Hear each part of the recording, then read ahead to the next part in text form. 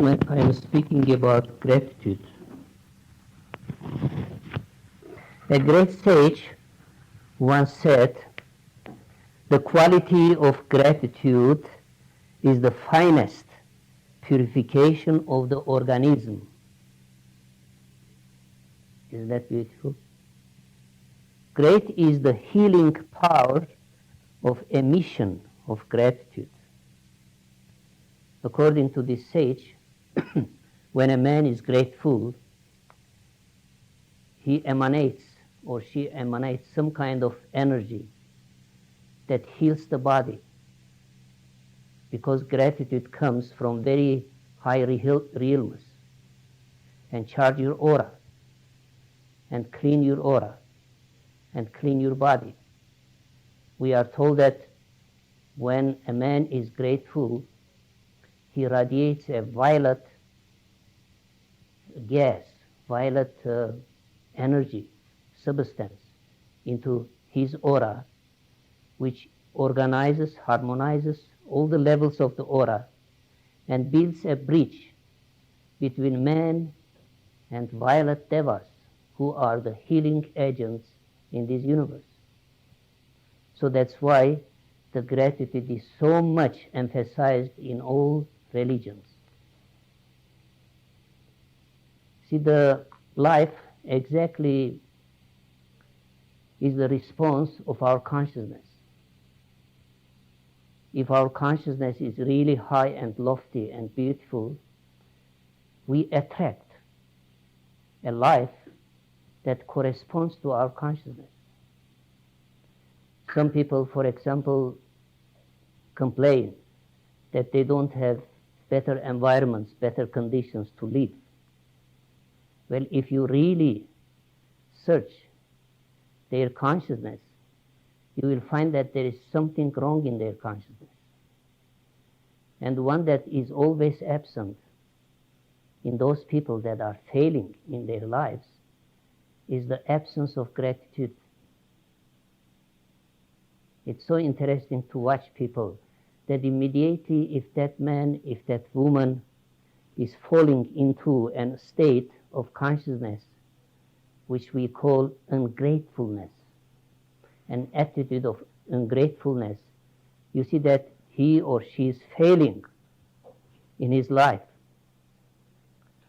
Because when you create a lofty state of consciousness, your consciousness as a magnet will attract those conditions which will give you three things: joy, beauty, and success. And that's so important to assimilate and digest in our consciousness, that nothing is happening to us with accident. If we are in those conditions that are not joyful, pleasant, or happy, it means that you are acting against the law of gratitude. A great apostles once say that always, in every time, in every moment, give gratitude so that you express your understanding of what's happening in the world. See, we think that gratitude is just a word and it does not do nothing for us. But when you start becoming grateful, you not only organize and harmonize your aura, but you establish a communication line between you and invisible creative forces. Not only between you and creative forces, but also between you and those spiritual human beings that have the same frequency. So we can say that in gratitude you are expanding your field of consciousness, your field of communication. Communication. You see, that word is so important word, people don't know about it yet. Communication means expansion of your beingness. As greater is the field of your communication, so great are you. And that communication comes when you express gratitude. I wrote today 9 points what the gratitude does, and it is so beautiful, so important that we really try to assimilate them. The first one is that gratitude takes away your ego from you, your negativity, your tensions, your psychic tensions, emotional tensions, your mental tensions. And when you are grateful, your ego disappears into the consciousness of gratefulness. So immediately you see you have somebody that did something good for you.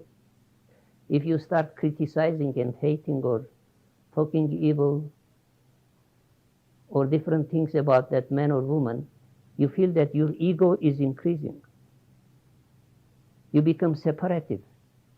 You become divided within yourself, within the universe.